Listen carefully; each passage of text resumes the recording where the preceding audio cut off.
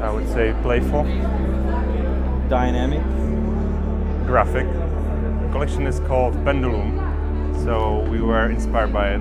And you have the Newton cradle, those balls like hitting each other, and that was kind of our inspiration. Also, we wanted to give customers something interesting, that we want to combine colors, we want to build light in the horizontal way, and very important aspect is that the graphical lines that connect the simple elements together. What we like about it is that it's quite playful, so we wanted to design something which is really easy to customize, play with.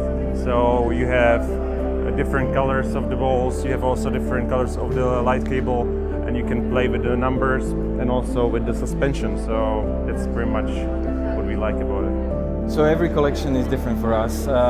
This one is a lot about color and combinations, and also for the first time we used the cable itself as a graphic element that also creates the light itself, and it creates something interesting in space. Bomma is about details. It's about a great factory that can create amazing products, and the main thing is the glass.